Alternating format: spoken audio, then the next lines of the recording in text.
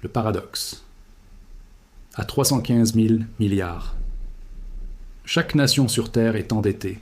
Les États-Unis doivent 38 000 milliards de dollars. Le Japon, 9 000 milliards. La France, plus de 3 000 milliards. L'ensemble de la planète doit plus de 315 000 milliards de dollars. C'est 3 fois la taille de l'économie mondiale. Mais voici le paradoxe qui devrait vous glacer le sang. Si chaque pays, chaque entreprise et chaque ménage est endetté, à qui devons-nous cet argent? La réponse n'est pas celle que vous croyez.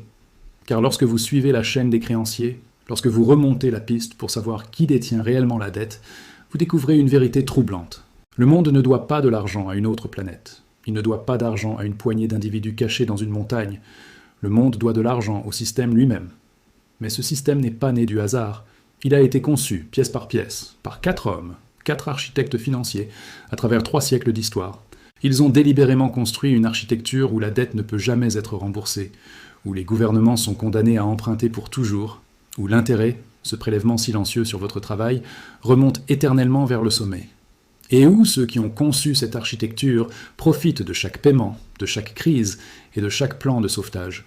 Ceci n'est pas une théorie, c'est l'histoire documentée. Les réunions ont eu lieu, les contrats existent, les mécanismes sont des archives publiques. Une fois que vous aurez compris comment ils l'ont construit, vous comprendrez pourquoi une dette de 38 000 milliards n'est pas un problème à résoudre. C'est le système qui fonctionne exactement comme prévu.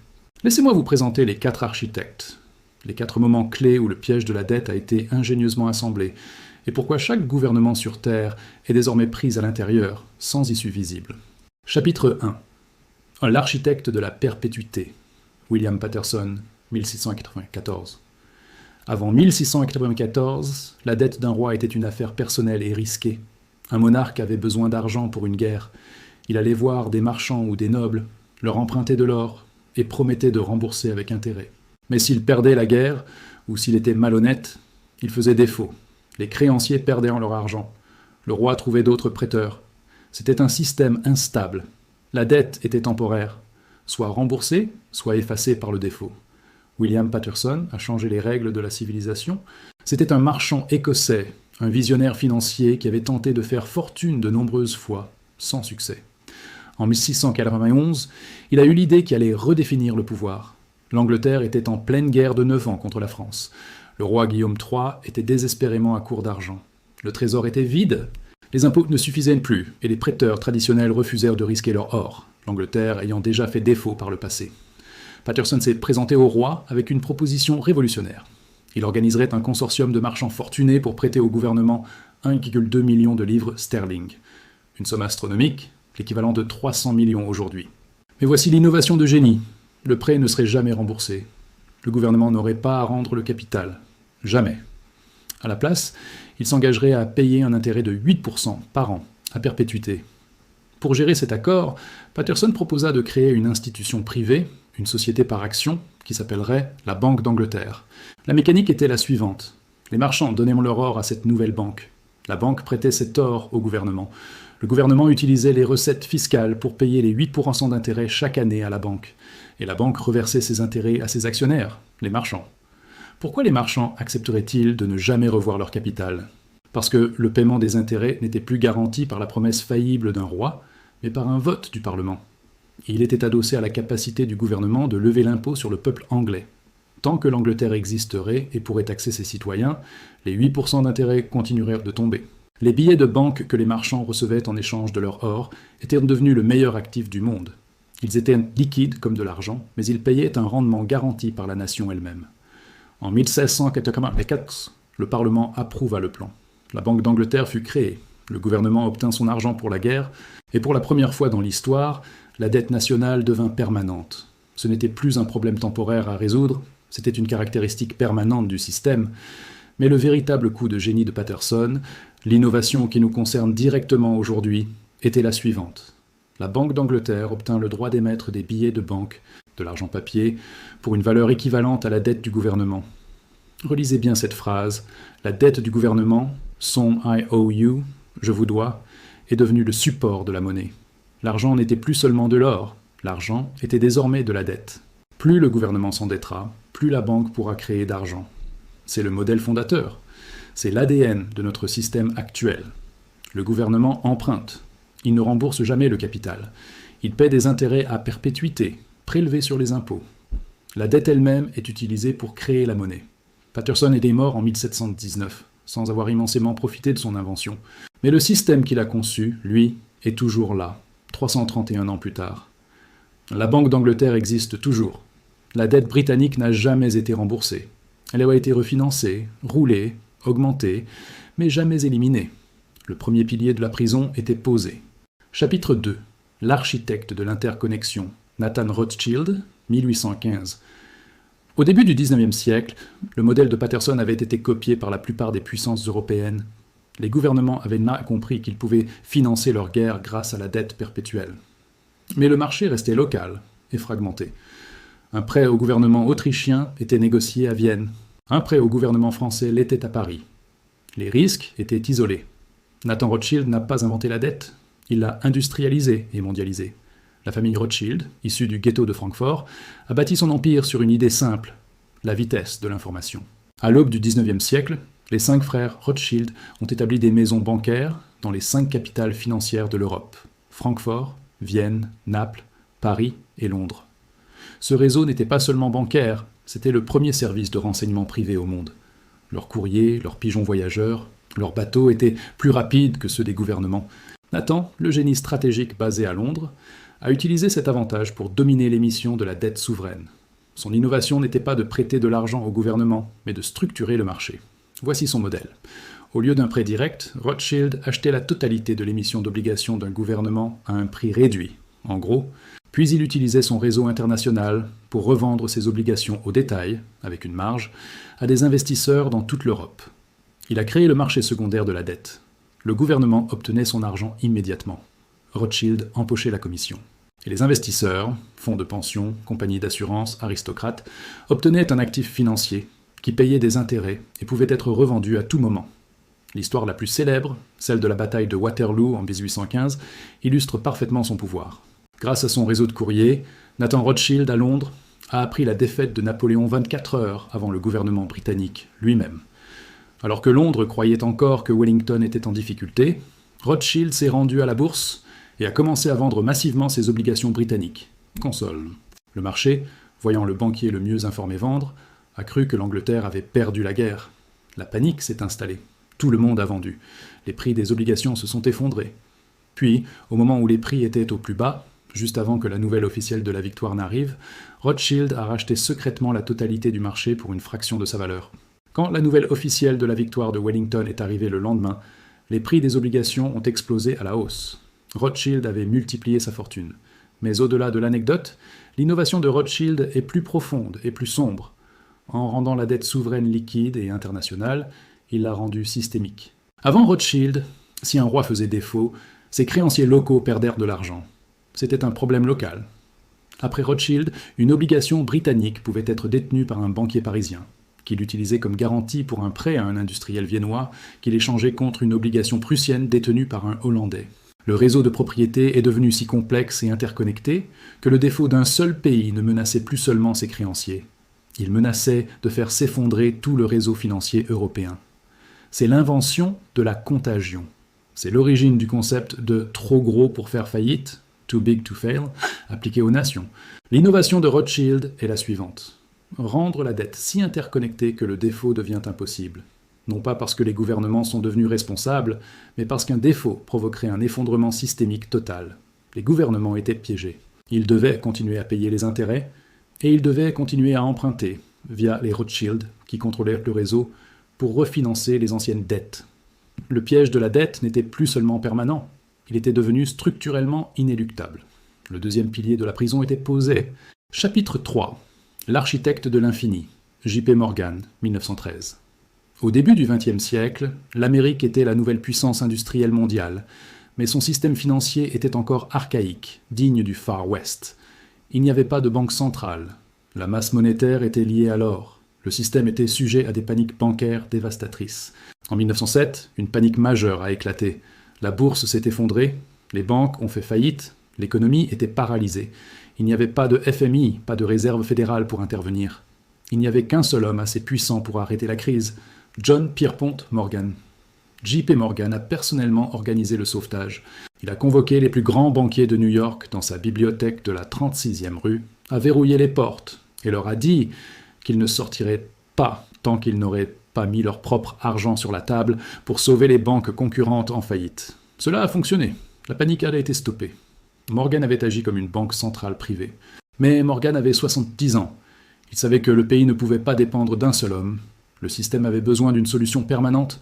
Lui et ses associés, les Rockefeller, les Warburg, les Schiff, ont conçu cette solution. Le problème était que le peuple américain, par tradition, détestait l'idée d'une banque centrale.